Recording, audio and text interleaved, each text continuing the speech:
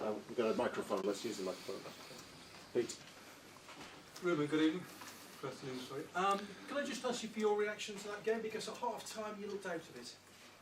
No, we just played 1.5, and we managed to draw the game. We didn't exist in the first half. Everything we did during the week, I think the free man was there. I think the space was there. I think we lose balls that we cannot lose. And then the second half, and the half-time I said that we are going, no matter what the result, we are going to do what we did during the week, but with a little bit more energy. I think you saw that it was not different in the position. It was different in the quality that we play the game. How worried are you though that it took till half-time to get to that situation? Not worry about that. I know that every game has an history. So in that moment, I just focus on trying to help my players. Now I'm going to be worried when I see the games and try to prepare the next game. But at a half-time, you just focus on trying to help the team. What did you think of the penalty shout at the end? I think what I saw, I didn't see quite well. Was a little bit soft touch, and we are in England. So you guys enjoy a lot the physicality of the game. I think was soft, and I think was clear to overturn the decision. Did you fear the worst though, Ruben, when it was given? Did you fear that it was going to be a penalty? In that moment, you just try to imagine that if it's a penalty, let's go for the second ball. Anything can happen. We cannot give up. So in that moment, I'm just focused on trying to understand what is going to happen. But of course, after the recover, if there was a penalty, was tough on us. You mentioned what you said at half time, Ruben, and I think Bruno said the same, that you were very sort of animated at half time. How do you explain what happened in that first half, though, and what do you actually say in that moment at half time to try and generate a response? I see what players saw and they know, and what people see.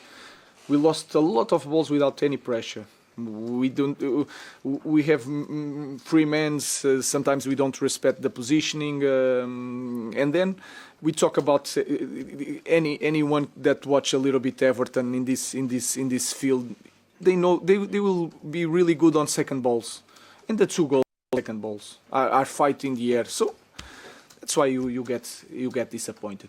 We didn't play first half, but then it's a good thing. Let's not just focus on the negatives. The good thing is that in the second half they play in the same position, but with more energy, more quality, and that makes the difference.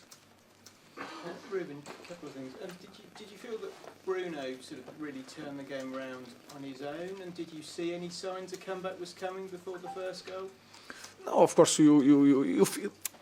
I felt in the second half the way we start the game, we were different. We won second balls, we pushed the opponent, we don't let Beto control the ball alone. These small things I felt before, and then Bruno scored a free kick, and then we were a better team.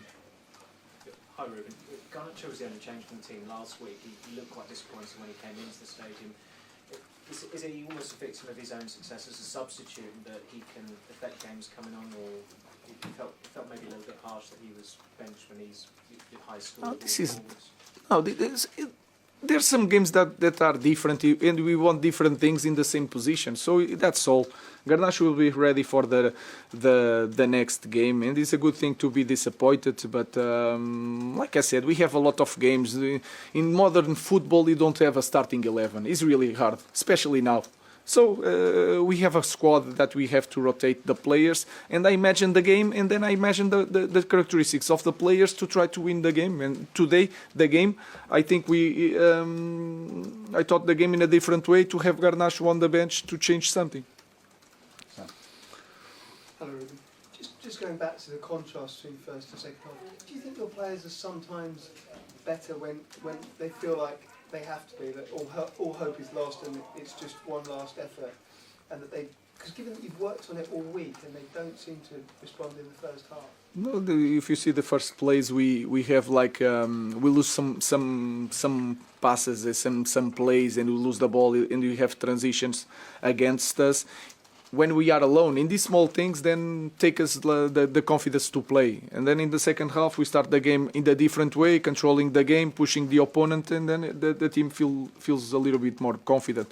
Maybe because they have nothing to lose. I don't know, but we need to perform in a better way, especially in the first half. We didn't exist in the first half. Last question. Ruben, there's been a lot of talk about Manchester United and the redevelopment of Old Trafford. This is the last time Manchester United will come to Goodison Park. Alex Ferguson said this was the hardest Premier League ground to come to. What were your thoughts on the stadium and the atmosphere? I think it's amazing. The fans of Everton, they are amazing. They are in the good moment. I think it's well deserved that David Moyes is the coach that is going to start in the next stadium. I think that is it's really good.